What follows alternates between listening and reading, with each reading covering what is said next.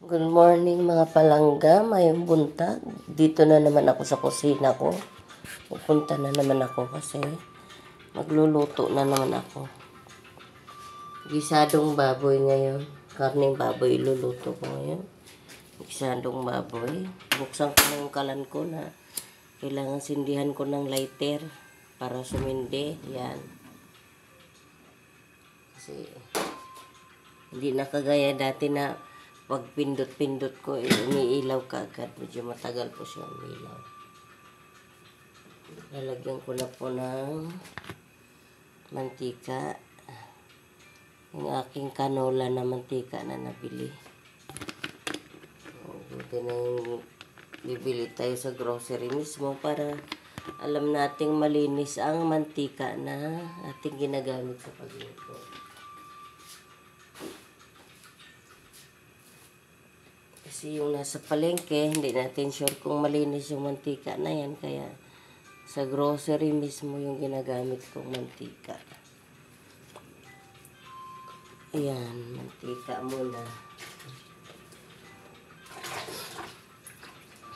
Alas 3 na naman mga palangga ng madaling araw.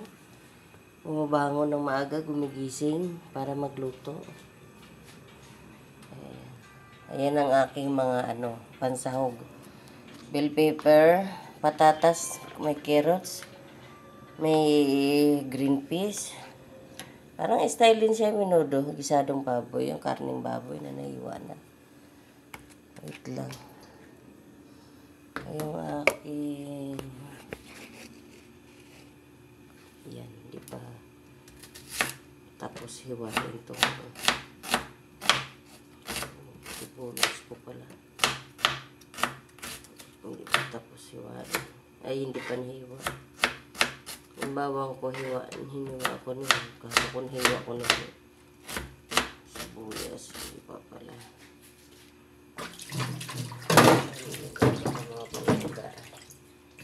Yan, gumising ng maaga para sa mga anak. Para may pambaon. Hindi pwede yung bili ng bili.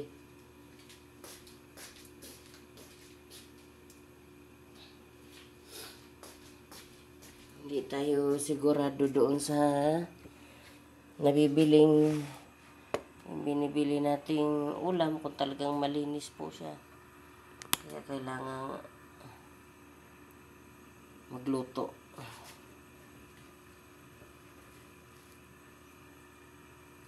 Ayan, lagay na yung bawang at saka sibuyas.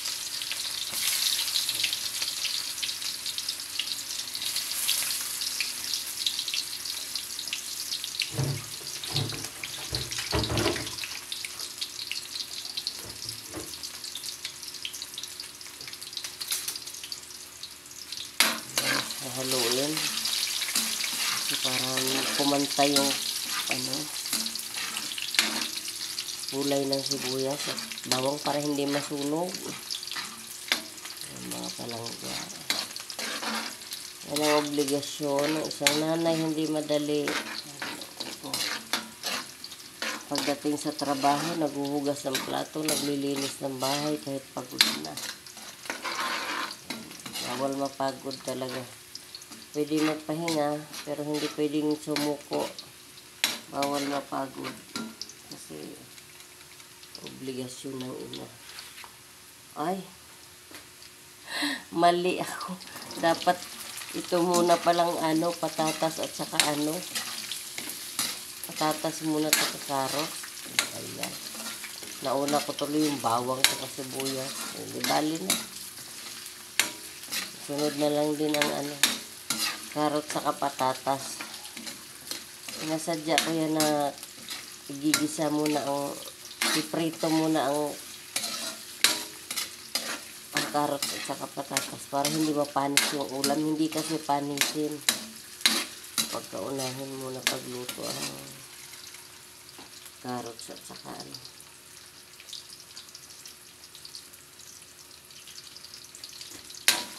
Ayan, mga palangga, masarap ito. Lutong nanay.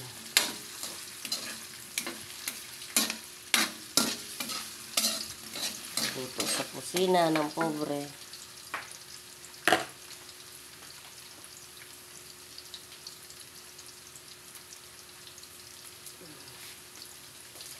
Yung mga palangga ay March 23, araw ng linggo, sa Sunday ngayon. Doon sa mga walang trabaho, pwede po magsimba kayo kung nasa bahay lang naman kayo. Kasi ako hindi na po nakakapagsimba para magdasal. Dahil wala na akong oras para magsimba. Kasi trabaho ko lang sa bahay, ubos na. Ubos na ang oras. Talagang time para magsimba. Yung pagsisimba, para rin doon sa mga hindi busy, yung walang ginagawa.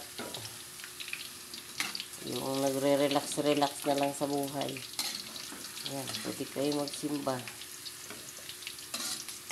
Kaya po wala eh. Trabaho, bahay, nakahands-on sa mga anak.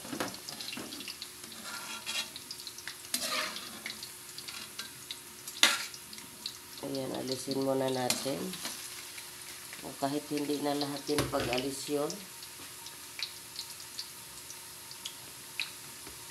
Ilagay na ang karneng baboy po. Ayan. Templado na yan.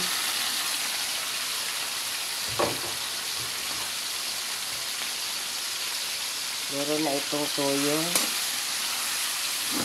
Saka yung durog na paminta, ang powder na green pepper. May tuyo na po ito. Saka pampalasa. Pinigtan ko na bago po.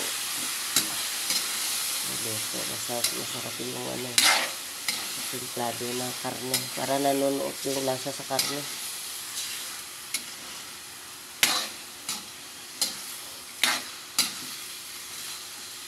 Ay, kabayong burlat. Sala na minsan yung sandok.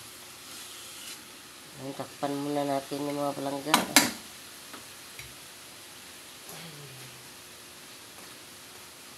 Sige, halo-halo, luto-luto. Takpan muna.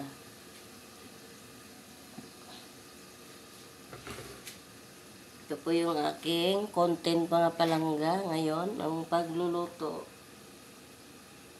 Naman lagi ko in-upload yung pagluluto ko.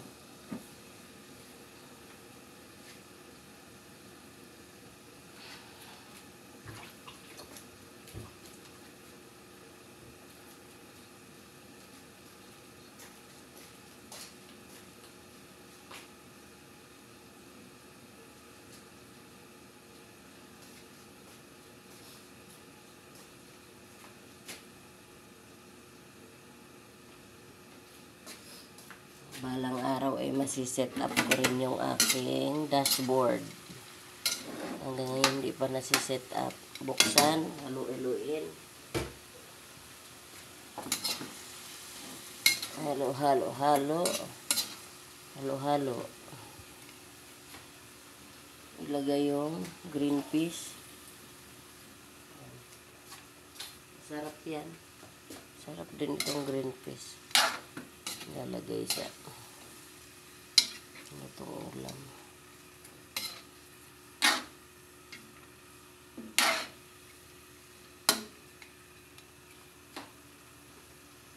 Ilagay ang patatas sa carrots. Isabay na rin ang bell pepper. Kasi maganda yung bell pepper sa katawan. Vitamins yan.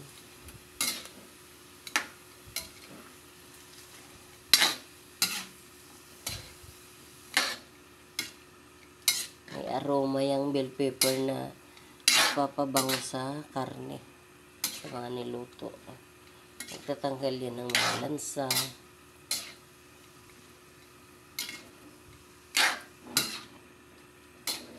Paparelax yan. At least may na ang aking nilutong ulam ay masustansya na yun. Kasi may mga gulay din naman siya. Carrots at saka patatas.